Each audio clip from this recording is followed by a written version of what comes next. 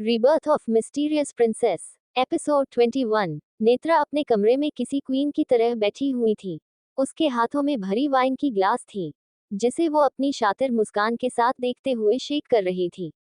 वहीं मिसेज कपूर, उनकी हालत तो इस वक्त बिल्कुल उस बकरे की तरह हो गई थी जो हालत उस बकरे के हलाल होने से पहले होता है। मिसेज कपूर नेत्रा को देख बोलती हैं, नेत्रा बेबी, अगर अर्श को तुम्हारे बारे में पता चल तो नेत्रा उन्हें अपनी एक आईब्रो उठाते हुए घूर कर देखती है और मुंह बनाते हुए बोलती हैं, मॉम, क्या सच में आप इतनी डरपोक हैं? सीरियसली, कभी तो खुद पर कॉन्फिडेंस रखा करो। आज तक आपने किया ही क्या है? आपने तो डैड को पाने के लिए भी कोमोलिका आंटी की हेल्प ली थी। और फिर मिसेज कपूर को इरिटेटिंग लुक देते हुए बोलती हैं, आह, हेल्प क्या, आपने तो उनके सामने भीख मांगी थी। तभी मिसेज कपूर गुस्से में चिल्लाते हुए बोली, नेत्रा, बिहेव योर सेल्फ, मैं तुम्हारी माँ हूँ। तो नेत्रा उनके ऊपर धिक्कार भरी हंसी हंसते हुए बोलती हैं, अच्छा, आप मेरी मॉम हो, पर लगती तो नहीं। मिसेज कपूर नेत्रा को कुछ बोल भी पाती कि उससे पहले ही नेत्रा के रूम का डोर ओपन होता है। मिसेज कपूर और नेत्रा एक साथ उस ओर देखते हैं, तो वहां नेवी ब्लू की यूनिफॉर्म में 4 हटे-कटे बॉडीगार्ड अपने आंखों पर ब्लैक गॉगल्स चढ़ाते, अपने हाथों को पीछे की ओर बंधे सीने को ताने किसी चट्टान की तरह खड़े थे। नेत्रा उन्हें देख गुस्से में अपनी भौहें ताने बोलती हैं, हाउ डरे you come here like this? और तुम सब हो कौन? पर बॉडीगार्ड्स नेत्रा की बातों को इग्नोर कर आगे बढ़ जाते हैं। बॉडीगार्ड्स मिसेज कपूर की ओर बढ़ते हैं तो 2 बॉडीगार्ड्स नेत्रा की ओर। नेत्रा उन्हें देख गुस्से में खड़ी होती हैं और जैसे ही कुछ बोलने के लिए होती है कि तभी उसे उन बॉडीगार्ड्स के बैच नजर आते हैं, जिस पर साफ साफ लिखा था, रावल्स बिल्डर। ये देख नेत्रा शॉक हो जाती हैं, क्योंकि वो रावल फैमिली को अच्छे से जानती थी। रावल फैमिली एशिया की नंबर 1 फैमिलीज में से गिनी जाती थी, जिसके कई ब्रांचेस थे, कई सारी कंपनीज थी। लेकिन नेत्रा को यही समझ नहीं आ रहा था कि आखिर वो लोग उसके घर पर क्या कर रहे हैं और उससे भी बड़ी बात, उसके कमरे में क्या कर रहे हैं। तभी बॉडीगार्ड्स उसके बाजू पकड़कर खींचते हुए रूम से बाहर ले जाने लगते हैं। वहीं मिसेज कपूर भी अपने हाथ छुड़ाते हुए बोलती हैं, अरे अरे, कहाँ ले जा रहे हो, छोड़ो मेरा हाथ, अरे छोड़ो ना। पर बॉडीगार्ड्स ऐसे बिहेव कर रहे थे जैसे उन्हें तो कुछ सुनाई ही नहीं दे रहा था। वो वैसे ही घसीटते हुए ले जाने लगते हैं। नेत्रा भी गुस्से में बिफरते हुए बोलती हैं, यू ब्लडी हेल, छोड़ो मेरा हाथ वरना बहुत बुरा होगा तुम्हारे साथ। तुम जानते नहीं हो कि मैं कौन हूँ। नेत्रा चिल्लाती रही पर बॉडीगार्ड्स ने एक नहीं सुनी और नीचे को ओर ले जाने लगे। वहीं हॉल में वायु और अर्श एक दूसरे के आमने सामने किसी किंग की तरह पैर पर पैर चढ़ाए बैठे थे। दोनों एक दूसरे को घूर रहे थे। उन्हें देख ऐसा लग रहा था जैसे दोनों एक दूसरे के कट्टर दुश्मन हों। और शायद ये कहीं ना कहीं सच भी था। तभी अर्श के कदमों में नेत्रा और वायु के कदमों में मिसेज कपूर आकर एक धड़ाम की आवाज के साथ गिरती हैं। वायु गुस्से में नेत्रा को देखता है, और अर्श की नजर भी नेत्रा पर ही बनी हुई थी। नेत्रा और मिसेज कपूर अर्श को वहां देख डर से जम चुकी थी। उनकी आंखों में डर साफ साफ झलक रहा था। माथे पर आए पसीने के बूंद उनकी सारी हालत बयां कर रहा था। अर्श वायु को एक नजर देखता है, तो वायु उसके इशारे को समझ वहां से उठकर अपने गार्ड्स के साथ बाहर निकल जाता है। अर्श नेत्रा को अपनी लाल आंखों से घूर रहा था। तभी मानव मिस्टर कपूर को लेकर आता है। मिस्टर कपूर तो अर्श का खौफनाक रूप देख डर से कांप उठे। तभी उनकी नजर मिसेज कपूर और अपनी बेटी नेत्रा पर पड़ती है। नेत्रा जल्दी से अर्श की कदमों से उठ उसके पास भागकर आते हुए बोली, डैड, डैड, देखो ना ये हमारे साथ कैसा बिहेव कर रहे हैं। नेत्रा इससे आगे कुछ बोल भी पाती कि तभी एक 25 साल की लड़की नेत्रा के मुंह पर एक जोरदार पंच दे मारती है, जिससे नेत्रा मुंह के बल फर्श पर गिर पड़ती है और उसके होठों के कोनों से ब्लड आने लगता है।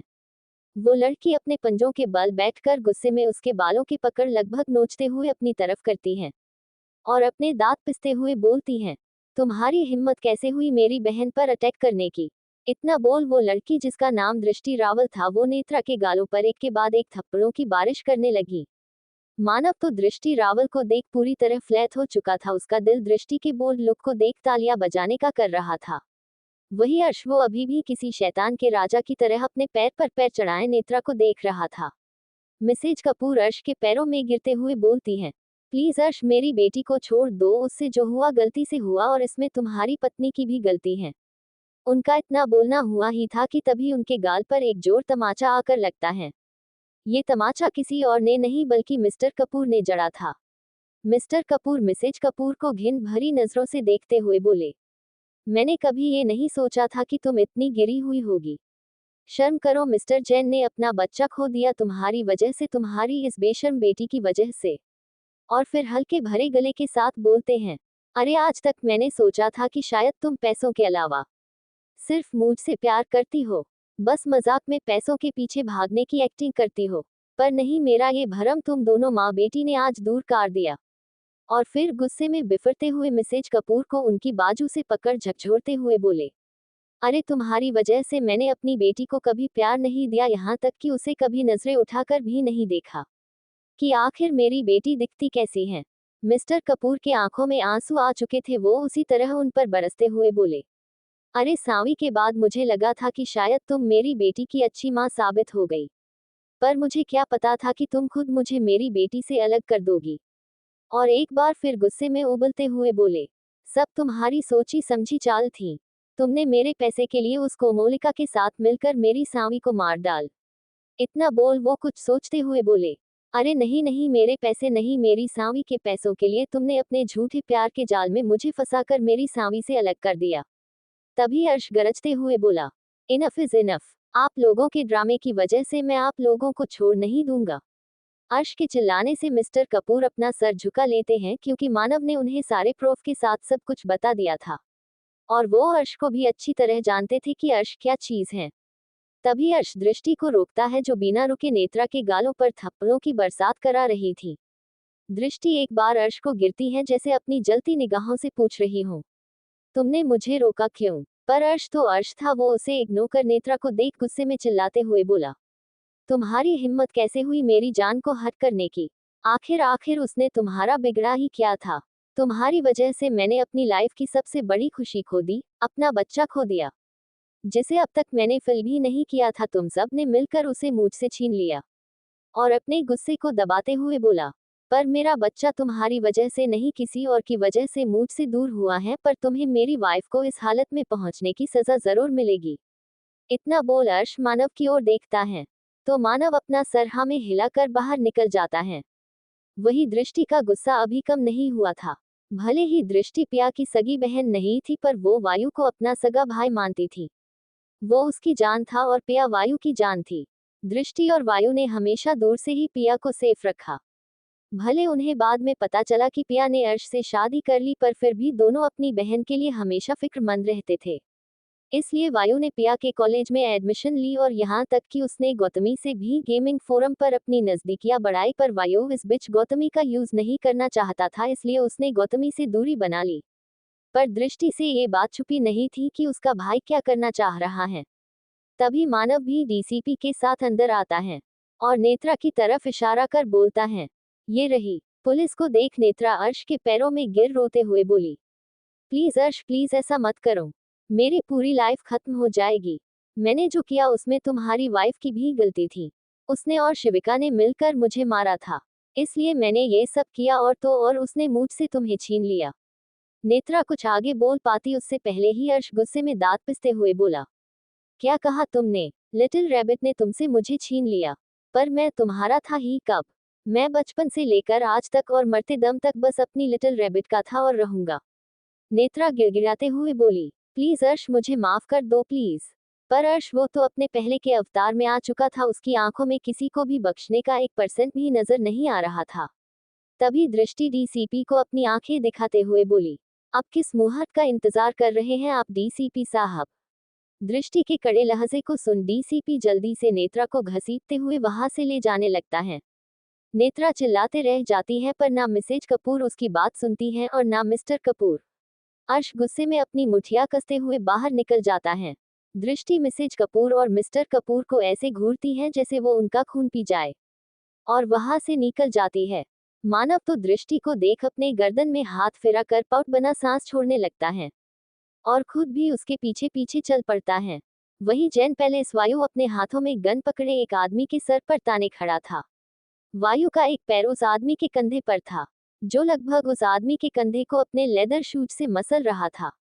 वायु इस वक्त इतना हॉट लग रहा था कि कोई भी उसे देख फिसल जाए। तभी एक के बाद एक अर्श, मानव और दृष्टि की कार आकर रुकती है। अर्श गुस्से में उस आदमी की ओर बढ़ता है और बिना कुछ सोचे समझे उस आदमी की वायु की पकड़ से छुड़ाकर उसकी कॉलर से पकड़ उसके ऊपर मुक्के बरसाने लगता है। अर्श की हैवानियत देख सब डर चुके थे। मानव, वायु और दृष्टि वहां ऐसे खड़े थे जैसे कोई कॉमेडी नाइट्स की शूटिंग चल रही हो। तभी कुछ बॉडीगार्ड्स एक कंटेनर लाते हैं। उस कंटेनर से भाप निकल रहा था। अर्श उस आदमी को घसीटते हुए उस कंटेनर के पास लाता है और वायु की ओर देखता है। तो वायु शैतानी मुस्कुराहट के साथ आगे आता है और उस खौलते पानी में ढेर सारा नमक उड़ेलने लगता है। और फिर मानव की ओर देखता है तो मानव भी अपना सर हमें हिलाकर उस ओर आता है और उस नमक के खौलते हुए पानी में एसिड मिला देता है। एसिड के मिलते ही वो पानी एक जहर की तरह हो जाता है। अर्श उस आदमी के हाथ को पकड़ उस कंटेनर में डालते हुए बोला, tell me, on whose advice did you give the abortion kit to my wife? उद्धरण चिन्ह। वही उस आदमी के हाथ उस पानी में डालते ही एक दर्दनाक चीख निकल जाती है। वो आदमी दर्द के वजह से कुछ बोल भी नहीं पा रहा था, बस चीखे चिल्लाए जा रहा था। और अर्श वो तो इस वक्त पूरा नर्क का देवता बन चुका था। देहसत क्या चीज है, वो उस आदमी को बता रहा था। दृष्टि ये सब देख नहीं पा रही थी क्योंकि चाहे वो कितनी भी स्ट्रांग क्यों ना हो पर एक लड़की का दिल लड़की का ही होता है। वो वहां से हॉस्पिटल के लिए निकल जाती है। पर अर्श, वायु और मानव अपनी हैवानियत उस आदमी पर उतार रहे थे। उस आदमी के दोनों हाथ पिघलकर उस एसिड और नमक के खौलते पानी में मिल चुके थे। वो आदमी लगभग मर चुका था पर उसने ये नहीं बताया कि आखिर उसने किसके कहने पर पिया को वो दवा दी। अर्श गुस्से में वहां से अपनी कार की ओर बढ़ जाता है। वायु भी बॉडीगार्ड्स को सब क्लीन करने का बोल हॉस्पिटल की ओर निकल जाता है।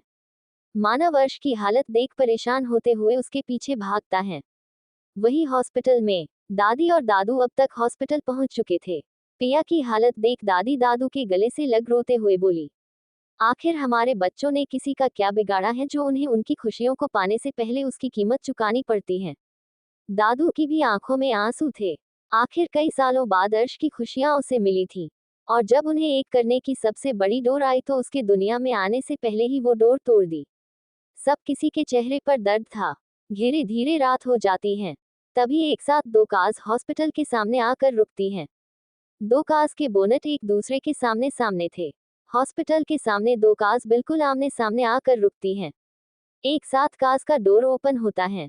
एक कार से ऋषि बाहर निकलता है तो उसे कार से वायु। तभी हॉस्पिटल के बाहर खड़े नील जैन और शौर्य मेहरा की नजर दोनों पर पड़ती है। वो लोग ऋषि को तो पहचान जाते हैं पर वायु अभी उन लोगों के लिए अनजान था। वहीं ऋषि गुस्से में वायु के पास आते हुए बोला, you are blind, what can't you see? तो वायु अपने कड़े लहजे में बोलता है, lower your voice you won't be able to speak. Vayu के कड़े लहजे को सुनकर ऋषि भड़क जाता है और वो गुस्से में अपने दांत पिसते हुए बोला, इस वक्त मेरे पास टाइम नहीं है वरना मैं तुम्हें जरूर बताता कि आखिर ऋषि मेहरा क्या चीज है। इतना बोल हॉस्पिटल के अंदर जाने लगता है। तभी वायु अपनी पॉकेट में हाथ डालकर कार से टेक लगाकर खड़े होते हुए बोला, मेरी बहन से दूर रहना वरना मैं तुम्हें बता दूंगा कि मैं कौन हूँ। नील जैन और शौर्य मेहरा को उन दोनों की कोई आवाज नहीं सुनाई दे रही थी, इसलिए नील जैन शौर्य मेहरा को देख बोलते हैं, शौर्य हमें चलना चाहिए। अगर ऋषि यहाँ पिया के लिए आए हैं तो उसे हम अंदर देख लेंगे।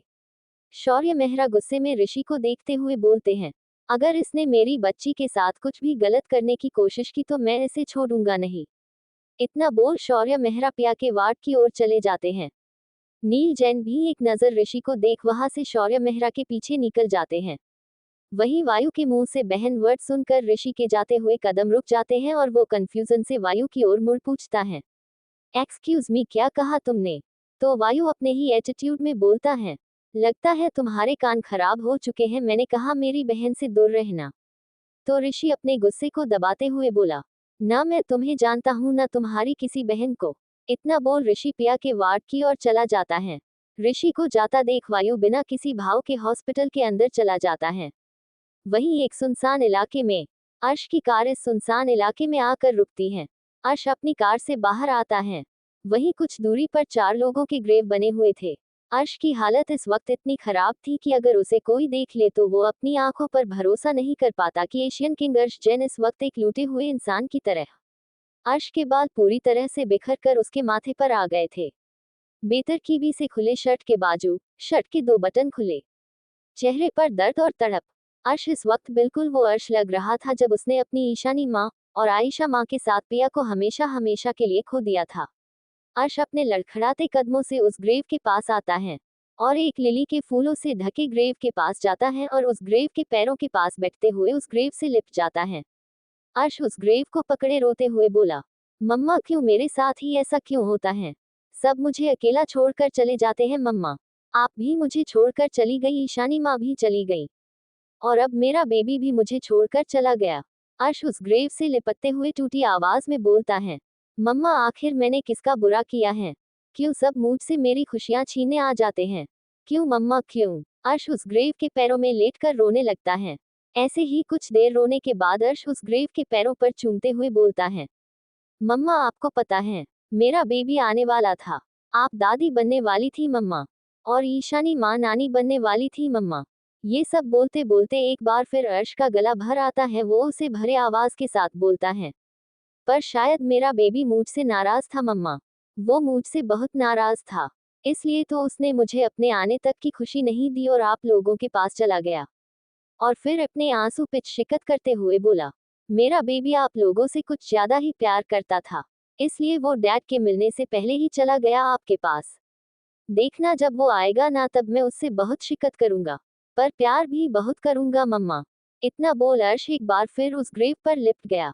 ये सब दूर खड़ा मानव अपनी भरी आंखों से देख रहा था। उसे अर्श के लिए काफी बुरा लग रहा था।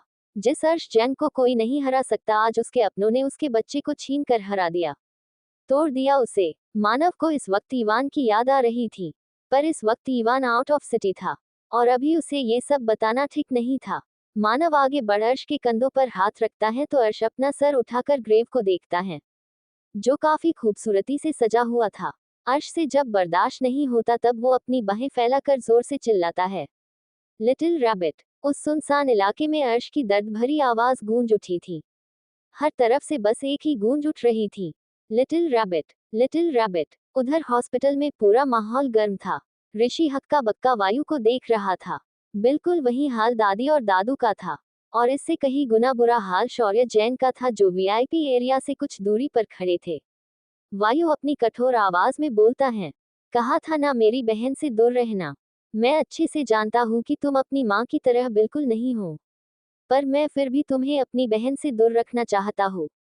ऋषि की आंखों में आंसू थे। उसने सोचा नहीं था कि उसकी माँ इतनी गिर सकती है कि वो किसी नवजात बच्चे को उसकी माँ से अलग करने से भी नहीं कराई। ऋषि को ऐसी हालत में देख दादू उसके कंधे पर हाथ रखते हुए बोले, बेटा हम मानते हैं आज तक हमने कभी तुम्हें प्यार नहीं दिया, पर हम तुम्हारे आगे हाथ जोड़ते हैं। हमारे बच्चे की खुशी मत छीनो। हमारा बच्चा अर्श पिया से बहुत प्यार करता है। वो 17 साल तड़पा है उसके लिए। हमने देखा है उसे रोते बिलखते हुए। तभी दादी भी उसके पास आकर उसके गाल पर हाथ फेरते हुए बोली, हाँ ऋषि, हम सब जानते हैं तुम बुरे नहीं हो। बस तुमने वही देखा है जो आज तक तुम्हारे सामने आया है। हमारे बच्चे ने तुमसे कुछ नहीं छीना है, हमारे बच्चे ने कुछ नहीं छीना। तभी ईश्वर वहां आते हुए बोला, हाँ भाई, नानी और नानू सही बोल रहे हैं। आज तक सिर्फ माँ ने आपसे झूठ बोला है। उन्होंने खुद आपसे आपका हक छीना है। अर्श भाई ने तो हमेशा आपके लिए सेक्रीफाइस किया है। अर्श भाई ने तो आपके लिए जान तक जोखिम में डाल दी थी। इतना बोल ईश्वर ऋषि की आंखों में देखता है, जो उसे ही कई सवालों भरी आंखों से देख रहा था। ईश्वर उसे समझाते हुए बोला, हाँ भाई, अर्श भाई भले हमारे सामने प्यार नहीं जताते, पर वो हमसे बहुत प्यार करते हैं भाई। यहाँ तक कि वायु भाई ने जब आपकी कंपनी को बैंकरप्ट कर दिया था तो भी अर्श भाई ने ही उसे बिना किसी की नजर में आए आपकी कंपनी को संभाला। और फिर पिया को ग्लास वॉल से देखते हुए बोला, आपको पता है भाई, जब आप पिया भाभी के लिए पागल थे तब अर्श भाई डरते थे आपसे, इसलिए उन्होंने पिया भाभी से जल्द शादी कर ली। तभी रेहान बोलता है, एक मिनट ईश्वर, तुम्हें ये सब कैसे पता? तो ईश्वर उसे देख बोलता है, क्योंकि जब भाई इंडिया आए तब भाई का पागलपन देख मैंने अर्श भाई को भाई के इरादे बताए। इसलिए अर्श भाई ने ऋषि भाई को भाभी से दूर रखने के लिए उन्हें उनके काम में बिजी कर दिया। तभी निहित बोला, तो फिर वायु ने ऋषि को क्यों बैंकरप्ट करना चाहा? तो वायु बोला, क्योंकि मैं नहीं चाहता था कि मेरी बहन के ऊपर किसी की भी बुरी नियत पड़े। मैंने अकेले इसे ही बर्बाद नहीं किया, बल्कि इसकी माँ, आपके बड़े पापा और मेरे सो कॉल्ड डैड को भी बर्बाद किया। वहीं की बात सुनते ही सब हैरान हो जाते हैं। तभी श्रेयांश बोलता है, तो आपको अपने डैड के बारे में सब पता है, और अगर आप भाभी को सेफ रखना चाहते थे तो आपने भाभी को अपने पास क्यों नहीं रखा। श्रेयांश की बात सुन वायु उसे देखते हुए बोला, क्योंकि मेरे पहुंचने से पहले ही तुम्हारे भाई ने पिया को ढूंढ लिया था और शादी भी कर ली थी।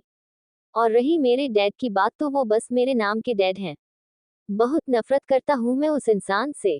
ये बोलते हुए वायु की बात ने उसके फेस पर गुस्सा साफ झलक रहा था। वायु उसी गुस्से के साथ बोलता है, उस आदमी की वजह से मेरी मॉम मुझसे दूर हो गई।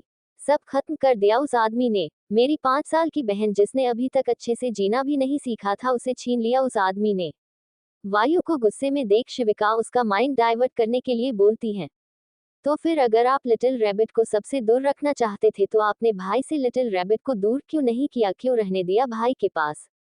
वायु शिविका की तरफ अपनी मुंडी घुमाते हुए बोला, मैं इतना बेवकूफ नहीं हूँ। मुझे नानाजी ने सब बता दिया था कि अर्श बचपन से थी पिया के पीछे पागल है, और वो इतनी आसानी से पिया को नहीं जाने देगा।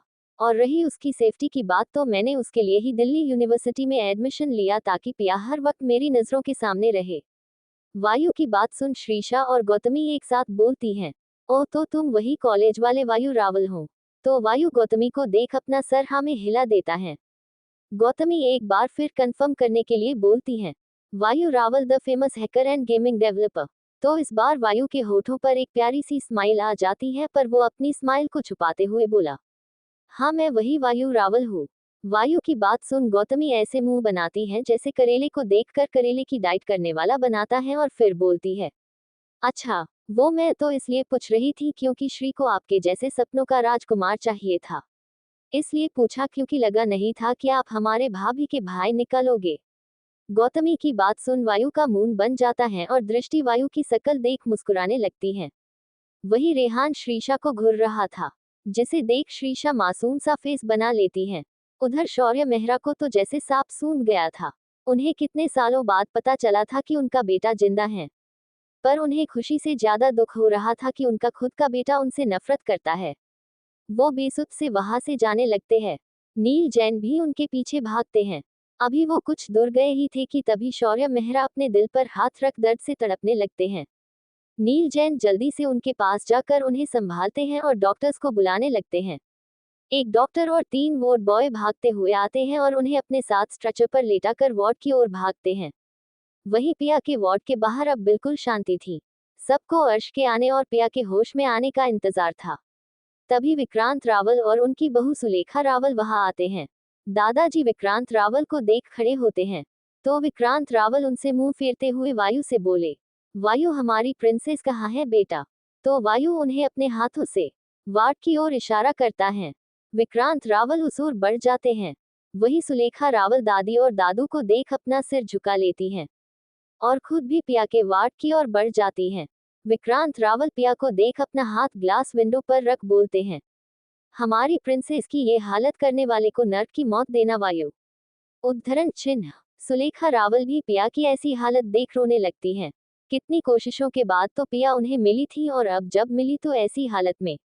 कुछ देर पिया को निहारने के बाद सब शांति से वही लगे वेटिंग काउच पर बैठे थे। विक्रांत रावल दादी जी को घूरकर देख रहे थे, और बाकी सब उनकी आंखों ही आंखों में हो रही बातों को देख रहे थे। पर गौर से देखने पर वहां का माहौल कुछ और ही नजर आ रहा था। रेहान की नजर श्रीशा पर थी, श्रीशा की नजर वायु पर थी, वायु की नजर गौतमी पर थी, गौतमी की नजर दादी और विक्रांत रावल पर थी। उन दोनों की नजर एक दूसरे पर थी, और उन दोनों पर सुलेखा रावल और दादी की नजर थी। शिविका की नजर निहित पर थी और निहित की शिविका पर। दृष्टि की नजर वायु पर थी, और मानव की नजर दृष्टि पर। और उन सब का जायजा साइड में बैठा श्रेयांश ले रहा था। उसका मैकेनिकल दिमाग अपना ही फ्यूज जोड़ रहा था। तभी विक्रांत रावल दादू को देखते हुए बोले, हमारी प्रिंसेस ठीक होने के बाद हमारे साथ जाएगी। तभी उन्हें अर्श की गरजती आवाज सुनाई देती है, और आपको लगता है ये हो सकता है। अर्श की आवाज सुन विक्रांत रावल का मुंह लटक जाता है, और वो वायु को देखते हैं। तो वायु बोलता है, बिल्कुल मेरी बहन मेरे साथ जाएगी। अर्श उसे घूरकर देखता है तो वायु भी उसे रिटर्न में घूरकर देखता है। दोनों को देख सभी खड़े होकर जीजा साले की कुश्ती देखने के लिए तैयार हो जाते हैं। अर्श उसे घूरकर देखता है तो वायु भी उसे रिटर्न में घूरकर देखता है। दोनों को देख सभी खड़े होकर जीजा साले की कुश्ती देखने के लिए तैयार हो जाते हैं। अर्श अपनी लाल आंखों से वायु को घूरते हुए बोला, साले साहब, आज तक अर्श जैन ने अपनी चीजों को छूने तक नहीं दिया। आप तो मेरी जान मांग रहे हैं। वायु भी अर्श को घूरते हुए बोला, जीजा जी, आपको नहीं लगता आपने कुछ ही मेरी बहन के साथ वक्त बिता लिया? तो अर्श अपनी एक आईब्रो उठाते हुए वायु को देख बोला, सो वोट। तभी विक्रांत रावल अपना सीना ताने अर्श के पास आते हुए उसे घुर कर बोले, तो हमारी प्रिंसेस अब हमारे साथ जाएगी। अर्श उन्हें देख सड़ा हुआ फेस बनाता है। वो विक्रांत रावल को बचपन से ही पसंद नहीं करता था, क्योंकि हर बार वो उसे पिया से दूर कर देते थे और ज्यादा से ज्यादा वक्त अपने साथ रावल पैलेस में रखते थे। इसलिए बचपन से ही अर्श और उनके बीच सांप और नेवले की दुश्मनी चलती आ रही थी।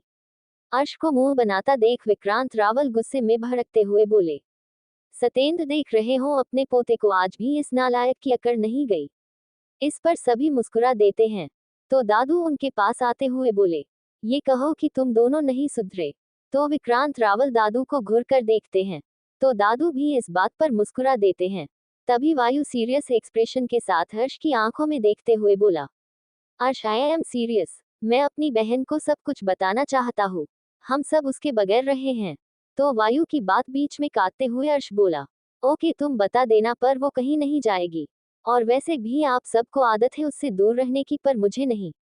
तभी श्रेयांश अपनी कैची जैसी जबान को चलाते हुए बोला, हाँ, और वैसे भी भाई तो एक मिनट भी भाभी के ऊपर चढ़े बिना नहीं रहते।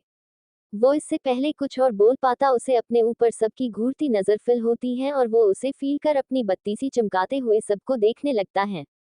तभी विक्रांत रावल अपने दांत पिसते हुए अर्श से बोलते हैं, शर्म करो, हमारी प्रिंसेस अभी कितनी छोटी है और तुमने उसे इतनी बड़ी जिम्मेदारी में बांधने से पहले एक बार भी नहीं सोचा। इस पर अर्श उन्हें देखते हुए बेशर्मों की तरह बोला, अगली बार कहीं ट्विंस ना आए। ये सुनकर सब अपना मुंह दबाकर हंसने लगते हैं। दादी और दादू खुश थे कि कम से कम अर्श ने खुद को संभाल लिया है। अब वो और बीती कुछ पलों की बातों को याद नहीं करना चाहते थे। और वही वायु और विक्रांत रावल अर्श को ऐसे घूर रहे थे जैसे वो उसे हॉट पॉट की तरह चबा चबा कर खा जाएंगे। अर्श उन दोनों को इग्नोर करते हुए वहां से पिया के वार्ड की ओर जाने लगता है और बिना मुड़े बोलता है, साले ऐसे मत घूर, जीजा हूँ तेरा। अर्श की बात सुन वायु उसके पीछे भागता है, पर उससे पहले ही अर्श वार्ड में जाकर डोर लॉक कर देता है। वायु अर्श की इस हरकत से चिढ़कर रह जाता है और बाकी सब उन दोनों की नोक झोंक देख हंसने लगते हैं। वही विक्रांत रावल अर्श के जाने के बाद दादू को घूर कर देखने लगते हैं। दादू उन्हें देख अपने कंधे उचका देते हैं और जाकर शांति से बैठ जाते हैं।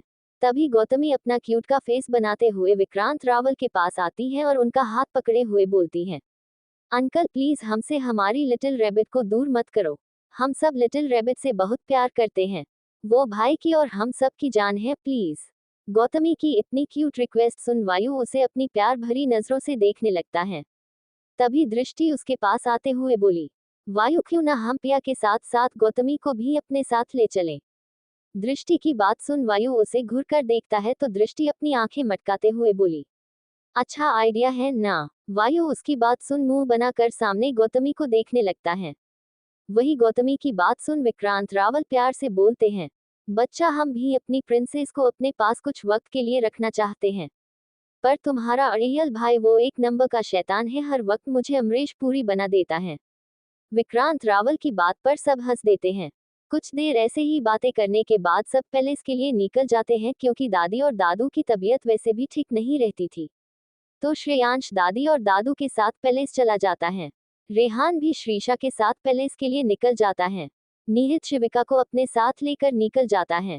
कृष्ण भूविका को उसके घर छोड़ने जा चुका था और दृष्टि के डैड सुलेखा रावल और विक्रांत रावल को अपने साथ ले गए थे। तो ओवरऑल अब सब जा चुके थे। बचे थे तो बस मानव, गौतमी और वायु। दृष्टि वार्ड के दोनों साइड वेटिंग काउच लगे हुए थे। तो एक काउच पर मानव और गौतमी बैठे थे, तो दूसरे पर वायु और दृष्टि। वायु की नजर गौतमी पर थी, जो बड़े आराम से मानव के कंधे पर सर रख आंखें बंद किए हुए थी, और मानव की नजर दृष्टि को स्कैन कर रही थी और दृष्टि अपने फोन में मेल्स चेक करने में बिजी थी। वही वार्ड के अंदर अर्श ने अपने कपड़े चेंज कर लिए थे। उसने रेहान से बोल अपने लिए कुछ कपड़े हॉस्पिटल में मंगवा लिए थे। अर्श की आंखें लाल थीं। उसके बालों से टपकता पानी उसके दर्द भरे चेहरे को अट्रैक्टिव बना रहा था। अर्श पिया के बेड के पास जाता है और मशीनों से गिरी पिया को अपनी प्यार और आंसुओं से भरी आंखों से देखते हुए वही चेयर पर बैठ उसके इंजेक्ट हाथों को अपने हाथों में भरते हुए बोला, आई लव यू जान, प्लीज यू नो ना मैं तुम्हारे बिना कुछ नहीं हूँ। इतना बोल अर्श पिया के इंजेक्ट हाथों को चूमते हुए बोला, पता है लिटिल रैबिट मैं तुम पर बहुत गुस्सा करना चाहता हूँ, पर ये है ना अपने दिल की तरफ इशारा करते हुए, ये गुस्सा करने नहीं देता।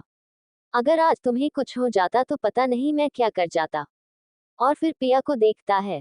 अर्श अपने हाथ को पिया के सर पर हाथ फेरते हुए बोला, शायद मैं बहुत बुरा हूँ लिटिल रैबिट, इसलिए तो बेबी ने अपने डैड को अपनी न्यूज देने से पहले ही गुड बाय बोल दिया। अर्श अपने और पिया के रोमांटिक मोमेंट्स याद करता है, जिन पलों में अर्श और पिया करीब आया करते थे। ऐसे ही सोचते सोचते कब अर्श की आंख लग जाती है उसे पता ही नहीं चलता, क्योंकि सुबह से अब तक रात के 12 बज चुके थे और सब काफी थक चुके थे। अगली सुबह अर्श की जल्दी नींद खुल जाती है और वो जल्दी फ्रेश होकर रेडी होता है, पर उसने सिर्फ शर्ट और जीन्स डाली हुई थी, क्योंकि वो अब कुछ दिन यहीं पिया के पास रहकर काम करना चाहता था। तो उसने अपने जरूर के सारे सामान वही हॉस्पिटल में मंगा लिए थे। वही बाहर वायु अर्श को 1000 गलियां दे रहा था, क्योंकि उसने अब तक वार्ड का डोर नहीं खोला था। तभी वार्ड का डोर ओपन होता है और अर्श बाहर आता है। अर्श बिना वायु पर ध्यान दिए मानव से बोलता है, Manav, inform doctor to check little rabbit. Arsh की बात सुन मानव अपना सर हाँ में हिलाता है और डॉक्टर को इन्फॉर्म करने चला जाता है। वायु अर्श को अभी भी घूर कर देख रहा था तो अर्श उसे बिना देखे अपना फोन निकालते हुए बोला, साले साहब ऐसे मत देखो वरना लोग तुम्हें गलत समझेंगे। इतना बोल अर्श वापस पिया के वार्ड में चला जाता है और गौतमी वायु को देख हंसने लगती है। गौतमी को हंसता देख वायु उसे घूरने लगता है, तो गौतमी शांति से अपनी हंसी कंट्रोल करते हुए काउच पर बैठ अपना फोन चलाने लगती है। दृष्टि तो अपने जीजा यानी अर्श के एटीट्यूड को देखकर ही फ्लैट हो गई थी, पर उसे अपनी मीटिंग के फाइल्स मेल किए गए थे तो वो उसमें लग गई। वायु भी एक गहरी सांस लेते हुए वही काउच पर बैठे हुए गौतमी को घूरने लगा। तभी मानव डॉक्टर्स के साथ वहां आता है। डॉक्टर्स पिया को चेक करने उसके वार्ड में जाते हैं। अर्श अपने पॉकेट में हाथ डाले पिया को निहारे जा रहा था। कल से आज तक उसके कान तरस गए थे पिया की एक आवाज सुनने के लिए। डॉक्टर्स ने पिया की ड्रेसिंग कर इंजेक्शन चेंज किए। पिया को सर पर ही ज्यादा चोट आई थी, बाकी वो बिल्कुल ठीक थी। हालांकि पिया के हाथ और पैर थोड़े बहुत छिल चुके थे, पर हाई क्वालिटी के मेडिसिन होने के कारण वो जल्दी असर कर रहे थी। डॉक्टर जैसे ही जाने को होते हैं वैसे ही पिया को होश आता है। वो अपनी आंखें बंद किए दर्द से कराहने हुए बोलती है, हब्बी, हब्बी, बेबी, हब्बी हमारा। ये सब बोलते वक्त पिया की आंखों से आंसू बह रहे थे। अर्श पिया को होश में देख जल्दी से उसके पास आता है और उसके हाथ को पकड़ते हुए प्यार से उसे रिलैक्स करते हुए बोलता है, हाँ जान मैं यही हूँ, प्लीज अपनी आंखें खोलो, प्लीज जान मुझे देखो ना। वही डॉक्टर भी एक बार फिर पिया का चेकअप करने लगते हैं। पिया अर्श की शर्ट को अपनी मुट्ठियों में कसते हुए बोलती है, हब्बी हमारा बेबी। ये बोलते हुए पिया रो रही थी। उसका एक हाथ अपने पेट पर था। अर्श हैरानी से डॉक्टर्स को देखता है, जैसे पूछ रहा हूँ, पिया को ये कैसे पता चला। तो डॉक्टर गुप्ता अर्श के सवालों को समझाते हुए बोलती है, मिस्टर जैन वो जब बेबी डेड हुआ तब हम उसे अबॉर्ट कर बाहर निकल रहे थे, तब मिसेज जैन को दर्द की वजह से होश आया था। तब उन्हें ये पता चला कि वो प्रेग्नेंट हैं। उनकी बात सुन अर्श अपना सर हाँ में हिला देता है, तो डॉक्टर गुप्ता भी अपना काम खत्म कर वहां से चली जाती है। वही पिया अर्श की बाहों में रो रही थी। पिया के हर एक आंसू अर्श के दिल की तेजाब की बूंदों की तरह जला रहे थे। अर्श पिया को शांत कराते हुए बोला, little rabbit please don't cry. देखो बेबी हमसे नाराज था इसलिए वो हमसे दूर चल गया ना। तो पिया रोते हुए बोलती है, पर बेबी हमसे नाराज क्यों था भी आप उसको मना लेते ना, पर आपने उसे नहीं रोका। अर्श पिया के फोरहेड पर किस करते हुए बोला, बेबी डैड और मम्मा दोनों से गुस्सा था, इसलिए इसने हमसे बात किए बिना ही हमसे दूरियां बना ली। फिर पिया के छोटे से फेस को अपने हाथों से भरते हुए बोला, बट जान देखना हम दोनों फिर से बेबी को अपने पास ले आएगी।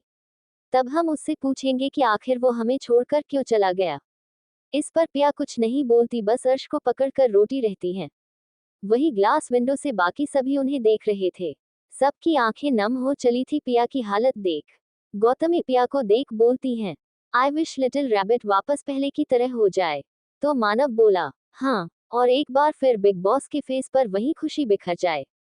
वही अपनी बहन को रोता हुआ नहीं देख पा रहा था, इसलिए वो वहां से चला जाता है।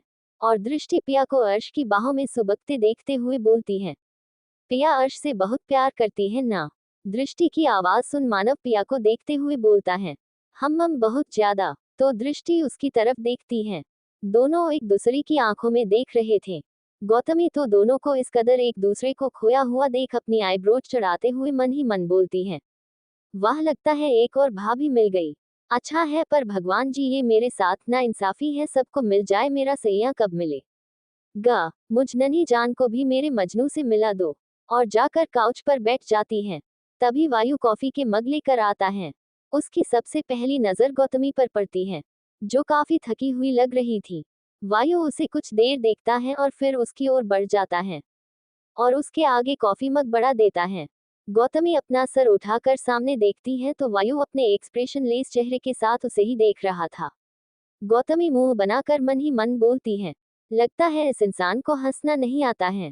और जैसे ही कॉफी लेने को हाथ बढ़ाती है कि तभी दृष्टि आकर वायु के हाथों से कप लेते हुए बोलती है, thanks bro I needed it. Gautami का तो मुंह खुला का खुला रह गया और वही वायु दृष्टि को अपनी खा जाने वाली आंखों से घूर रहा था। मानव गौतमी को देख बोलता है, मैं लाता हूँ वेट। और दृष्टि को देखते हुए चला जाता है। वही पिया अर्श से लिपटी रोते रोते सो चुकी थी। भले पिया कितनी भी छोटी थी पर हर माँ को अपने बच्चों से प्यार होता है, चाहे वो माँ पागल ही क्यों ना हो। और पिया तो बस थोड़ी इमेच्योर थी। अर्श ने उसे काफी मुश्किल से संभाल लिया था और काफी हद तक पिया भी बेटर फील कर रही थी। अर्श ने मानव को कॉल कर पिया की डाइट चार्ट बनवाने को कहा और कुछ हेल्दी फूड लेकर आने को। और फिर पिया को अच्छे से लेटा कर कुछ देर उसे निहारने के बाद अपना काम करने लगा। अर्श अपने लैपटॉप बिजी था। तभी मानव भी अपने हाथों में पिया के लिए हेल्दी डाइट फूड और सूप लेके आता है। अर्श ने उसे सख्त हिदायत दी थी कि पिया के लिए हर एक चीज सामने रह कर की जाए। अब वो पिया को लेकर कोई रिस्क नहीं लेना चाहता था। अर्श मानव को बिना देखे बोलता है, यहाँ रख दो। और हाँ ईवान का कुछ पता चला तो मानव पिया के लिए लाए फूड को टेबल पर रखते हुए बोला, शायद आज वो उसे लेने जा रहा है। मानव की बात सुन अर्श बस हम्म में जवाब देता है और उठकर पिया के पास जाता है। मानव भी अब वहां से निकल जाता है। पिया की आंखें बंद थी पर आंसू अभी भी उसके आंखों के कोनों से बह रहे थे। अर्श प्यार से उसके आंसुओं को अपने अंगूठे से साफ करता है और झुककर पिया के होठों पर अपने होठ रख सॉफ्ट लिप किस करता है।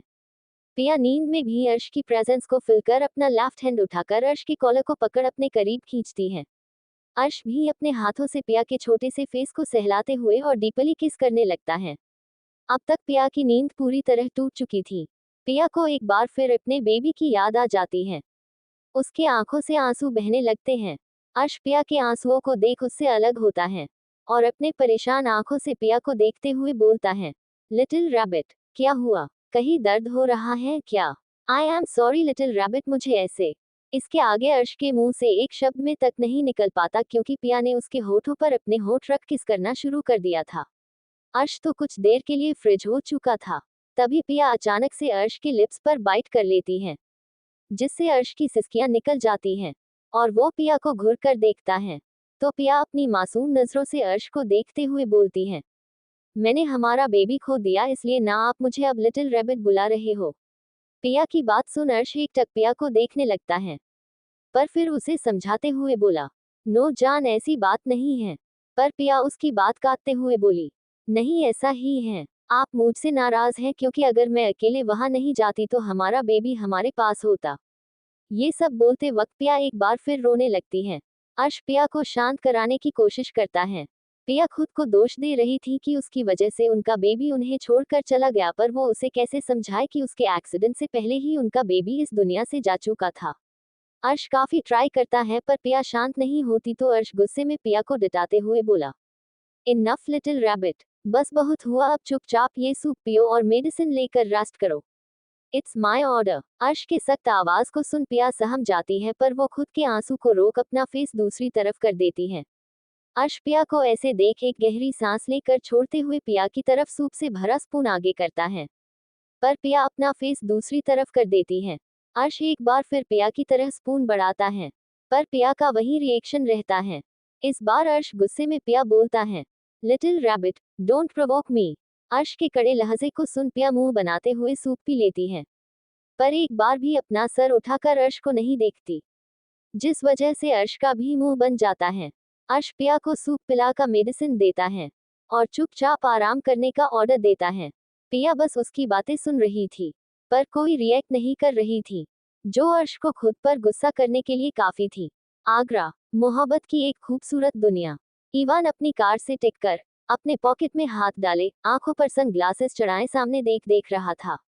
जहां एक बंगला था, पर वो सिर्फ बंगला था, उसके अंदर एक से एक बदमान लोग मौजूद थे। ईवान कुछ देर वहां के आते जाते लोगों को देखता है और फिर उस बंगले की ओर बढ़ जाता है। ईवान के उस बंगले में कदम रखते ही गुस्से से उसकी मठिया कट जाती है और आंखें गुस्से को काबू करने के लिए बंद हो जाती हैं। पर फिर एक गहरी सांस लेते हुए अंदर कदम रखता है। सामने एक बड़ा से झूले पर एक औरत लेटी हुई पान चबा रही थी और उनके आगे पीछे कुछ लड़के खड़े थे, जो दिखने में ही कमीने नजर आ रहे थे, और उनके पीछे कुल 10 लड़कियां घूंघट में खड़ी थी। उनका बस चेहरा ढका हुआ था, बाकी शरीर आधे से ज्यादा दुख रहा था। और उन सब के आगे बैठे महान घर के महान बिगड़े नवाबजादे, जो शराब के नशे और हुक्के की धुन में मगन थे। ईवान शांति से जाकर उन सब के बीच बैठ जाता है। तबाही उस झूले पर झूल रही। सायरा बानो अपने पान को थूकते हुए बोलती है, अरे वाह, एक नया मुर्गा आया है, देखो तो चिकने को क्या बवाल लग रहा है। ये सब सायरा बानो ईवान को देख बोल रही थी। सायरा बानो की बात सुन ईवान उन्हें घूरते हुए बोला, अपने काम से काम रखो वरना। तो सायरा बानो हंसते हुए बोली, अरे रे, इतना कहे शर्मा रहे हो, हमको पता है तुम सब का गर्म खून कैसा है, दिल है कर देता है यहाँ आकर दिल बहलाने का। ईवान सायरा बानो को अपनी खूनी निगाहों से घूर रहा था। वो जल्द से जल्द इस नर्क से बाहर निकलना चाहता था। तभी एक बार फिर सायरा बानो बोलती हैं, तो बताओ किसके साथ अपनी रात रंगीन करना चाहोगे। ये रही इस मशहूर सायरा के कोठे की रौनक और खूबसूरत बुलाए। तभी एक लड़की आगे आती है जिसने एक थाई तक की स्कर्ट टाइप लहंगा और ब्लाउज कैरी किया हुआ था। वो गुस्से में सायरा बानो को देख बोलती हैं, हम इंसान हैं सायरा बानो, कोई गुलाब की पंखुड़ियां नहीं जिन्हें तुम तोड़कर किसी के बिस्तर पर बिखेर दोगी। और फिर ईवान की तरह गुस्से में पलटते हुए बोली, और आप सबके सीने में इतनी भी दया नहीं कि हम भी किसी के घर की इज्जत हैं। अरे हमें तो यहाँ धोखे से लाया गया है, पर आप सब तो यहाँ खुद की मर्जी से हमारी आबरू को सरेआम नीलाम करने आए हैं। ईवान उस लड़की की बातें अपना सर झुकाए बस सुने जा रहा था। उसे सच में इस वक्त गुस्सा आ रहा था कि आखिर वो क्यों इस नर्क में आया, क्यों उसे किसी की इज्जत के आगे अपना सिर झुकाना पड़ रहा है। तभी उसके कानों में एक मीठी मध्यम आवाज गूंजती है, जिया दी बस बस कर, ये समझाया इंसानों को जाता है जिनके पास दिल होता है, पर ये। और फिर ईवान की तरह गुस्से में देखते हुए बोलती है, पर ये ना तो इंसान है और ना ही इनके पास दिल है। ईवान इस आवाज को सुन मुस्कुरा देता है और अपना सिर उठा सामने देखता है, जहां डार्क रेड साड़ी में एक खूबसूरत मलिका खड़ी थी। हल्के मेकअप और कली खुले बालों में जन्नत से उतरी परी को देख ईवान के दिल की धड़कनें बुलेट ट्रेन से भी फास्ट भागने लगी। ईवान को ऐसे खुद को देख मुस्कुराता देख वो लड़की अपना मुंह फेर लेती है, जिसे देख ईवान के होठों की मुस्कान और भी ज्यादा गहरी हो जाती है। ईवान उसकी मुस्कान के साथ बोलता है, मैं यहाँ एक रात के लिए नहीं बल्कि ताउम्र के लिए किसी को खरीदने आया हूँ। उसकी बात सुन सायरा बानो बोलती है, अच्छा चल बता फिर किसे खरीदने आया है तू। तो ईवान उनकी आंखों में आंखें डाल देखते हुए बोला, आप पेश करें मैं खुद देख लूंगा। ईवान की बात सुन सायरा बानो बारी बारी से लड़कियां दिखाने लगती हैं। सबकी बोलियां लगती हैं, पर ईवान को उन सब में जैसे कोई दिलचस्पी ही नहीं थी। वहीं हॉस्पिटल में एक बार फिर सारे कट्टर दुश्मन आ चुके थे। अर्श अपने पॉकेट में हाथ डाले बड़े शान से विक्रांत रावल और वायु के सामने खड़ा था और बाकी सब उन्हें देख रहे थे। तभी जानकी आंटी आती हैं और सबके सामने अपना सर झुकाकर खड़ी हो जाती हैं। तभी विक्रांत रावल अपनी रौबदार आवाज में बोलते हैं, तो बताओ तुम्हें क्या सजा दी जाए हमारी जान को हमसे दूर रखने की। विक्रांत रावल ने जान शब्द पर जोर देते हुए अर्श को देख कहा था। वही अर्श उन्हें अपनी जानलेवा नजरों से घूर रहा था, जैसे वो कह रहा हो, बूढ़े लगता है आपके दिन लग चुके हैं। तभी जानकी आंटी अपने हाथ जोड़ आंखों में आंसू लिए बोलती हैं, सर माफ करिए पर मेरे पास पिया बेबी को सबसे दूर ले जाने के अलावा कोई और चारा नहीं था। अगर मैं आप सबके पास आती तो शायद शौर्य साहब उन्हें भी खत्म कर देते। इतना बोल जानकी आंटी रोने लगती हैं। तो सुलेखा रावल उनके कंधे पर हाथ रख नर्म आवाज में बोलती हैं, शांत हो जाओ जानकी, हम तो तुम्हारे शुक्रगुजार हैं जो तुमने हमारी ईशानी की अमानत को इतने प्यार से संभाल कर रखा, उसके अपनी बेटी के जैसे प्यार किया, किसी चीज की कमी तक नहीं होने दी। उनकी बात से सहमत होते हुए दादी भी आगे बोलती हैं, हाँ जानकी, हम जानते हैं ईशानी और आयशा तुम्हारे लिए क्या थी। तुमने कभी भी उनसे पिया को छीनने की कोई कोशिश नहीं की, बल्कि तुमने तो हमारे पोते की जान को इतने महफूज तरीके से रखा कि आज वो वापस हमारे पोते की जिंदगी में नई सुबह बनकर आई हैं। दादी ने ये सब विक्रांत रावल को सुनाकर कहा था, जिससे विक्रांत रावल का मुंह बन जाता है।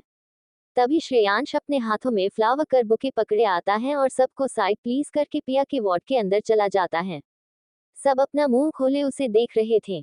वो लोग तब से अर्श के अंदर जाने के लिए लड़ रहे थे और यहाँ एक छोटा पैकेट सबके बीच बिना आवाज का धमाका किए अपना कर करके निकल गया। सब अर्श को घूरते हैं तो अर्श अपनी भौहें चढ़ाकर सबको देखता है, जैसे पूछ रहा हो अब मैंने क्या किया। विक्रांत रावल उन्हें घूरते हुए बोलते हैं, हमारे सामने से हटो नालायक इंसान, और खुद भी पिया के वार्ड के अंदर चले जाते हैं। उनके जाते ही बाकी सब भी उनके पीछे पीछे पिया के वार्ड में जाते हैं, जहां पिया हंस हंस कर श्रेयांश से बातें कर रही थी। श्रेयांश भले ही घर में सबको तंग किया करता था, पर जहां उसे समझदारी से काम लेना होता था तो वो हमेशा एक अच्छे मिजाज के इंसान की तरह सोचा करता था। क्योंकि जिस हालात में अर्श उसे छोड़कर गया था, उन्हीं हालातों ने उसे इस काबिल बना दिया था कि वो एक अच्छी खासी बिगड़ी सिचुएशन को संभाल सकता था। हाँ, ये बात अलग है कि वो उस सिचुएशन को अपने तरीके से हैंडल करता था, पर ऐसा करता था जिससे कभी किसी की खुशियां ना छीने। तभी पिया की नजर इतने सारे अनजान चेहरे पड़ती है। बाकी सबको तो पिया अच्छे से जानती थी, पर विक्रांत रावल, सुलेखा रावल, दृष्टि वायु और आकाश रावल को उसने कभी देखा ही नहीं था। पर वो वायु को एकटक देख पहचानने की कोशिश कर रही थी। वायु के बगल में गौतमी खड़ी थी, जो पिया के फेस एक्सप्रेशन को बखूबी समझ रही थी। तो वो अपने दांत दिखाते हुए बोलती है, लिटिल रैबिट, ये हमारी कॉलेज वाला हैंडसम हंक है जिसके लिए श्री पागल हो गए थी। वही गौतमी की बात सुन श्रीशा उसे अपनी खतरनाक आंखों से घूरने लगती है और उसे रेहान अपना बुरा सा मुंह बनाकर घूरने लगता है। वो मन ही मन सोचता है, काश ये यंग मैडम का भाई ना होता तो आज ये मेरे हाथों शाहिद हो चुका होता। वही वायु का तो मुंह ही बन गया था गौतमी की बात सुनकर। उसे बार बार गौतमी की बातों से इरिटेशन हो रही थी। वही पिया अपनी हिरन जैसी टिमटिमाती आंखों से वायु को देखने लगती है। तभी दादी और सुलेखा रावल एक साथ पूछती हैं, बच्चा अब कैसा फील हो रहा है।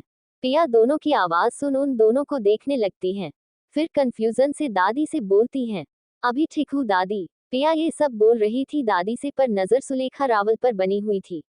तभी जानकी आंटी पिया के पास आकर उसके गालों पर प्यार से हाथ फेरते हुए बोली, मेरी बच्ची सच में ठीक है ना। जानकी आंटी को देख पिया खुश होते हुए बोली, जानू अब आप आ गई हो ना, अब मैं बिल्कुल ठीक हो जाऊंगी। पिया के मुंह से जानू सुनते ही अर्श के तन बदन में तो जैसे आग लग गई।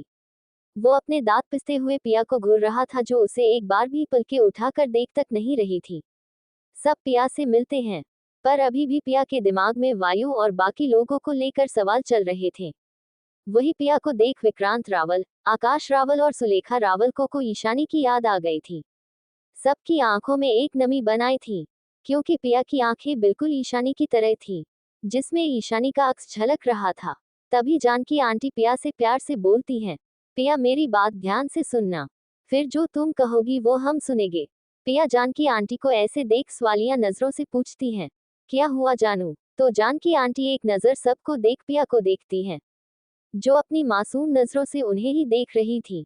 वहीं आगरा में उस लड़की जिसका नाम रूहानी था, उसकी बोली आसमान छू रही थी।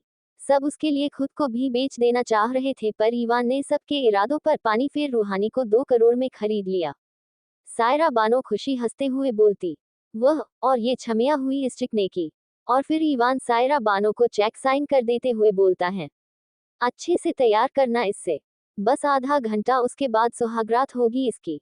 इतना बोल ईवान वहां से निकल जाता है और सायरा बानो रूहानी को तैयार होने को बोलती हैं।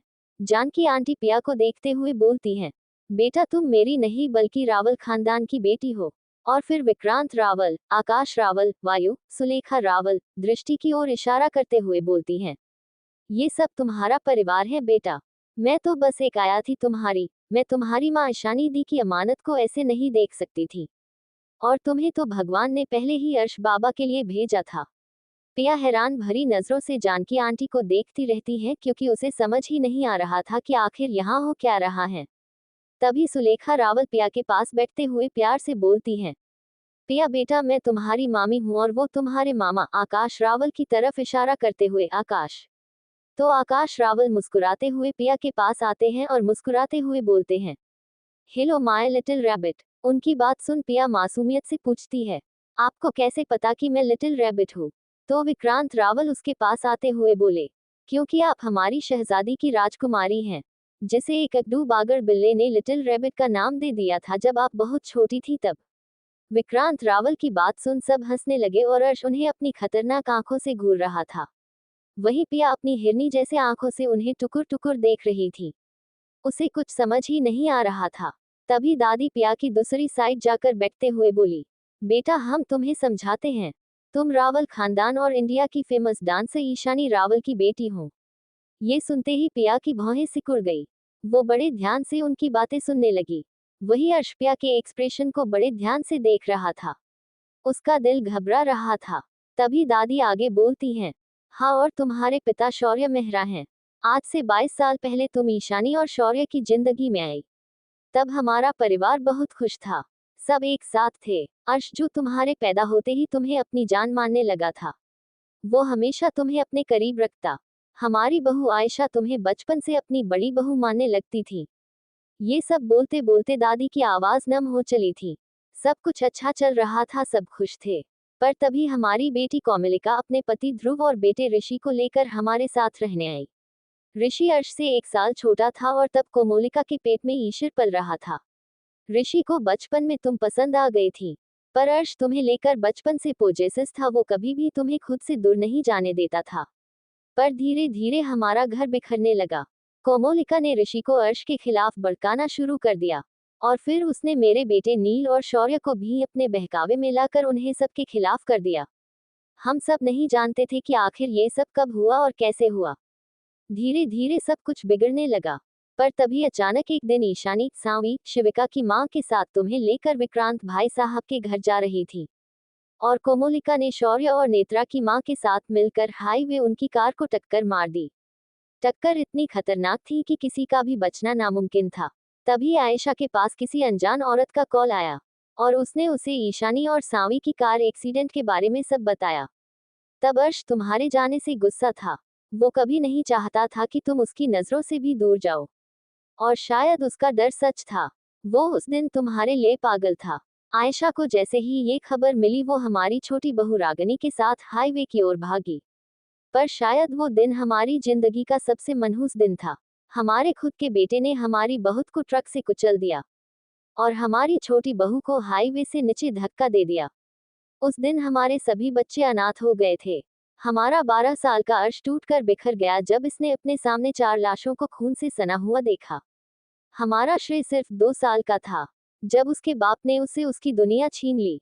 इतना बोल दादी फफक कर रो पड़ती हैं। तभी सुलेखा रावल अपने आंखों में आंसू ले बोलती हैं, सबकी लाशें मिली पर सिवाय तुम्हारे। हमें उस इंसान का भी पता नहीं चला जिसमें हमें उस हादसे के बारे में बताया था। हम साहब ने तुम्हें ढूंढने की बहुत कोशिश की पर हमें कुछ पता नहीं चला। इनब से अर्श डिप्रेशन में चला गया था। उसने सब कुछ छोड़ दिया था। पर इसी बीच हम सबको एक और सच पता चल। तो दादू बोले, तुम्हारी माँ यानी ईशानी का खून शौर्य ने नहीं बल्कि नील ने किया था और आयशा का खून शौर्य ने।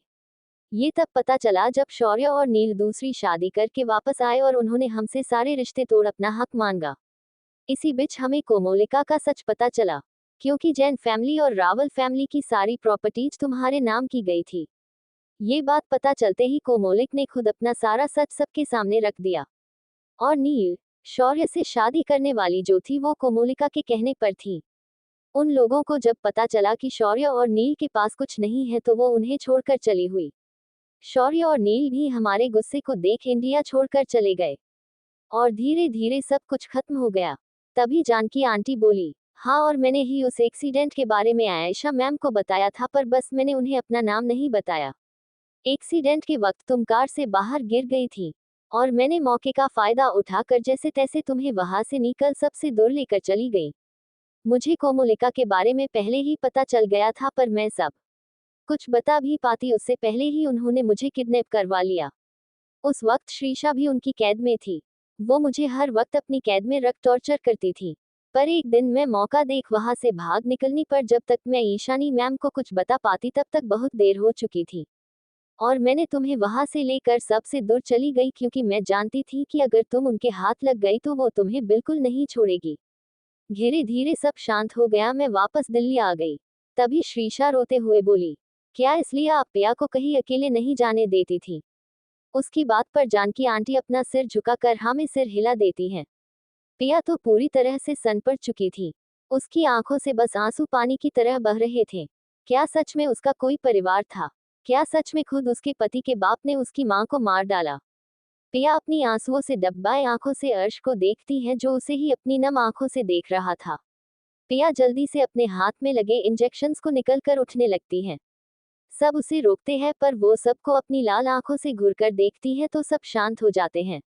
आगरा, एक लड़का रूहानी का हाथ पकड़े अपने पास करते हुए बोला, ओफ ये तेरा खूबसूरत मखमली बदन। माँ कसम, अगर वो छोकरा ना होता ना तो आज तू मेरे बाहों में होती। इतना बोल वो लड़का जैसे ही रूहानी के होठों के करीब आने लगता है कि तभी रूहानी उस आदमी का हाथ पकड़ मोड़ते हुए अपने दांत पिस बोलती है, भूल मत, तेरी इतनी औकात नहीं जो तू रूहानी को खरीद सके। अगर छूने की कोशिश भी की ना तो तेरा हाथ उखड़ कर मुंह में ठूंस दूंगी। इतना बोल रूहानी उसे धक्का देकर खुद आगे बढ़ जाती है। वही पास के एक रूम में जाकर डोर बंद कर देती है और खुद अपने घुटनों के बल बैठकर रोने लगती है। वहीं बाहर ईवान कार से टेक लेकर खड़ा था और उसके सामने वही लड़का अपने घुटनों के बल बैठा था जिसने अभी कुछ देर पहले रूहानी के साथ बदतमीजी की थी। ईवान अपने सर को इधर उधर घुमाते हुए अपने हाथ में पकड़े चाकू को देखता है। वहीं वो लड़का ईवान को देख गिड़गिड़ाते हुए बोलता है, प्लीज मुझे माफ कर दो, आखिर मैंने तुम्हारा क्या बिगाड़ा है? मैं तो तुम सबको जनता भी नहीं हूँ। उस लड़के की बात सुन ईवान की आंखें सख्त हो जाती हैं। गुस्से में उसकी नसें तक दिखने लगी थी। इस वक्त अगर कोई उसे देख लेता तो पक्का बेहोश हो जाता। ईवान उसी गुस्से के साथ चाकू को अपने अंगूठे से सहलाते हुए बोलता है, हम तो जब मैंने उसे खरीद लिया है तो तुम्हारी जुर्रत कैसे हुई उसे छूने की? ईवान की बात सुन वो लड़का कुछ कह पाता उससे पहले ही ईवान उसके करीब आकर उसके दोनों हाथों को बेरहमी से काट देता है, जिससे उसके चेहरे पर खून की एक तिरछी लकीर बन जाती है और उस पूरे शांत इलाके में एक तेज दर्दनाक चीख गूंज उठती है। ईवान अपने फेस पर से खून के छींटे को साफ करते हुए बोला, क्लीन दिस मेस फास्ट। और जैसे ही पलटने को होता है कि तभी रूहानी एक तेज चीख के साथ बेहोश होकर गिरने को होती है कि तभी ईवान जल्दी से उसके पास भागते हुए आता है और उसकी कमर से पकड़ थाम लेता है और फिर अच्छे से पकड़ बनाकर उसे अपनी गोद में उठाए कार की ओर बढ़ता है। गार्ड्स जल्दी कार का डोर ओपन करते हैं तो ईवान वैसे ही रूहानी को गोद में लिए कार में बैठ जाता है। उसके बैठते ही सब अपनी अपनी कार में बैठ वहां से निकल जाते हैं। हॉस्पिटल, पिया गुस्से में अर्श के सामने खड़ी थी। अर्श उसे देख बोलता है, लिटिल रैबिट देखो अभी तुम्हारी। वो इतना ही बोल पाया था कि तभी पिया उसे एक जोर का तमाचा दे मारती है। सब हैरानी से उस तरफ देखते। अर्श का फेस दूसरी तरफ झुका हुआ था। पिया रोते हुए बोलती है, मैंने आपसे कहा था ना कि मुझे हमेशा ऐसा फील होता था कि सपने में मुझे कोई लिटिल रैबिट करके बुलाता है, पर जब से आप मिले तब से वो सपना भी नहीं आता। पर आपने मना कर दिया था। अर्श पिया की बात सुन उसे हक करने को होता है कि तभी पिया उससे धक्का दे देती है। अर्श पिया की बात सुन उसे हक करने को होता है कि तभी पिया उससे धक्का दे देती है। तभी दादी आगे आते हुए बोलती हैं, पिया बच्चा, हमें नहीं पता कि क्या हुआ है, पर हम इतना जरूर जानते हैं कि अर्श ने जो किया होगा बस तुम्हें अपने पास रखने के लिए किया होगा। इससे आगे दादी कुछ बोल पाती उससे पहले ही पिया बेहोश होकर गिरने लगती है। अर्श पिया को ऐसे देख जल्दी से हट में आता है और उसकी कमर में हाथ डाल उसे गिरने से रोक देता है। पिया एक बार फिर बेजान सी पड़ गई थी। उसके माथे पर बंदी पट्टी से खून रिसकर उसके गालों पर गिरने लगता है। अर्श पिया के बहते खून को देख जोर से डॉक्टर को चिल्लाता है। मानव भी जल्दी से भागकर डॉक्टर के पास जाता है और उन्हें बुलाकर लाता है। तब तक अर्श ने पिया को बेड पर लेटा दिया था। पिया के सर से निकलते खून को देख डॉक्टर मेहता गुस्से में बोलते हैं, ये सब कैसे हुआ? आप सभी इतने केयरलेस कैसे हो सकते हैं? भले ही हम हाई क्वालिटी की मेडिसिन प्रेफर कर रहे हैं पर वो इतनी भी स्ट्रांग नहीं कि पेशेंट एक बार में ही ठीक हो जाएं। तभी उन्हें वायु की गुर्राती आंखों की तपिश महसूस होती है। वो अपना सर उस ओर घुमाते हैं तो उनकी बोलती ही बंद हो जाती है। डॉक्टर मेहता चुपचाप अपना काम करने लगते हैं। वहीं एक नर्स सबको बाहर जाने का बोलती है, पर नर्स में इतनी हिम्मत नहीं थी कि वो अर्श को कुछ बोल सके, इसलिए वो उसे छोड़ डॉक्टर के कमांड्स फॉलो करने लगती हैं। वहीं वार्ड के बाहर का माहौल गर्म था। शिविका, निहित, गौतमी, श्रेयांश सब एक बार फिर अपने पास्ट के सामने आ खड़े थे। श्रेयांश, जिसने ठीक से अपनी माँ तक को नहीं देखा था, जो दूसरों की मम्मा को देख सोचा करता था कि शायद उसकी मम्मा भी इतनी प्यारी होंगी, इतनी ही केयरिंग होंगी। सबके आंखों के सामने वो 4 लाशें पड़ी थी जो पूरी तरह खून से सनी हुई थी। सबके कानों में कोमोलिका की नफरत भरी बातें गूंज रही थी। तभी विक्रम रावल गुस्से भड़कते हुए बोलते हैं, बस बहुत हुआ, अब हमारी नातिन हमारे साथ जाएगी। तभी वहां आता ऋषि बोला, नहीं नाना जी, प्लीज पिया को अर्श भाई से अलग मत कीजिए। हम सब जानते हैं अर्श भाई पिया के बिना नहीं रह पाएंगे। तभी आकाश रावल गुस्से में बोलते हैं, खबरदार, जो हमारी प्रिंसेस के लिए एक शब्द भी तुम्हारे मुंह से निकाल तो पहले तुम्हारी माँ और फिर तुम हमारी प्रिंसेस के जान के पीछे पड़े हो।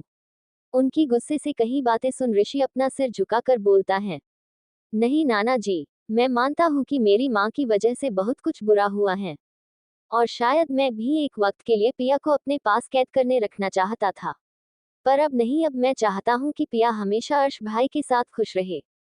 फिर उनकी आंखों में देखते हुए बोलता है, मैं भी अब थक चुका हूँ लड़ते लड़ते, अब बस खुशी से सबके साथ लाइफ के हर एक मोमेंट को जीना चाहता हूँ। सभी को ऋषि की आंखों में सच्चाई नजर आ रही थी। आगरा, ईवान रूहानी को लेकर अपनी जेट में था। ईवान इस वक्त काउच पर बैठा अपने लैपटॉप में काम कर रहा था, और वही उसके सामने रूहानी बेड पर सुकून से लेटी हुई थी।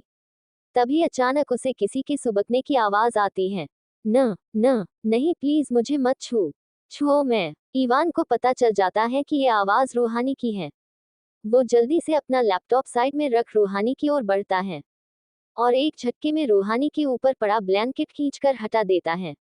रूहानी को खुद में सिमटा देख ईवान मायूस हो जाता है। ईवान वही उसे पास फ्लोर पर बैठते हुए बोलता है, आई एम सॉरी, मेरी वजह से आज तुम्हारी ये हालत है। काश उस वक्त मेरे पास इतनी समझ और ताकत होती तो तुम आज हमेशा मेरे पास होती, पर मैं क्या करता, उस छोटी सी उम्र में क्या ही करता मैं। और फिर बेड पर आते हुए रूहानी को अपनी आगोश में भर कर लेट जाता है। रूहानी नींद में ही थोड़ी अनकंफर्टेबल थी, पर फिर ईवान की फ्रेग्रेंस और गर्माहट मिलते ही वो ईवान के सीने को अपना पिल्लो और पेट को टेडी का पेट समझ अपना पैर रख आराम से सोने लगती है। ईवान उसे ऐसे देख मुस्कुरा देता है, और खुद भी अपनी आंखें बंद कर लेट जाता है। तभी अचानक से उनकी आंखें खुलती हैं। पता नहीं क्यों उसे अपनी बॉडी में अजीब सी गुदगुदी फील हो रही थी। जैसे जैसे टाइम बीत रहा था, ईवान की हालत भी खराब होती जा रही थी। अब तो उसे खुद के अंदर की बेचैनी तक कंट्रोल नहीं हो रही थी। तभी अचानक से रूहानी पलटती है और उसे हक करके सो जाती है। अब सिचुएशन ऐसी थी कि ईवान का सर रूहानी की चेस्ट से टच कर रहा था। उसने अपना सर उठाकर रूहानी को देखा तो वो अपनी धुन में बेसुध सोई हुई थी। ईवान की नजर रूहानी के लिप्स पर जाती है तो वो खुद को उसे किस करने से रोक नहीं पाता। उसने अपनी गर्दन जरा सी उचकाई और रूहानी के होठों पर बड़े ही जेंटल तरीके से किस कर दी। इस पर ईवान और भी ज्यादा बेचैन हो उठा, इसलिए वो रूहानी के पास से उठकर जाना चाहता था, पर रूहानी ने उसे पूरी तरह से जकड़ रखा था, जिस वजह से वो हिल तक नहीं पा रहा था, और वो रूहानी को जगा भी नहीं सकता है, इसलिए चुपचाप दुबक कर लेट गया। वो बार बार रूहानी को अवॉइड करने की कोशिश करता, पर बार बार उसकी नजर रूहानी के होठों पर चली जाती और वो बार बार हल्का सा उठकर उसके होठों पर अपने होठों से चूम लेता। बार बार ऐसा होने पर रूहानी को नींद में ही अजीब लगने लगा तो वो अपना मुंह फेर कर दूसरी ओर लेट जाती है। रूहानी के अलग होते ही ईवान कुछ देर वैसे ही लेटे रहने के बाद उठकर वहां से बाहर भागता है। बाहर जाकर वो लंबी लंबी सांसें लेते हुए काउच पर बैठता है, और अपना माइंड डाइवर्ट करने के लिए अपना काम करने लगता है। धीरे धीरे उसकी आंख लग जाती है और वो वही सोफे पर ही सर टिकाए सो जाता है। तभी कुछ देर बाद रूहानी अपनी आंखें मलते हुए आती है। वो कंफ्यूज्ड थी कि आखिर वो है कहाँ। उसे बस इतना याद था कि ईवान ने उस लड़के के दोनों हाथ बेरहमी से काट डाले थे। तभी उसकी नजर काउच पर सो रहे ईवान पर जाती है। रूहानी आहिस्ता आहिस्ता उसकी ओर कदम बढ़ा देती है, और अपने घुटनों के बल बैठकर ईवान को घूरने लगती है। कुछ देर देखने के बाद वहां से उठते हुए सोचती है, आखिर ये है कौन? फिर एक गहरी सांस लेते हुए वहां से अपना सिर हिलाकर चली जाती है और रूम में जाकर पूरे रूम को स्कैन करती है। तभी उसकी नजर वहां लगे कबर्ड पर जाती रूहानी इस ओर बढ़ जाती है। रूहान उसे खोलती है तो उसमें ढेर सारे मेल ड्रेस लगे हुए थे। रूहानी एक एक कर सबको देखती है और फिर एक वाइट शर्ट को उठाकर वॉशरूम की ओर भागती है।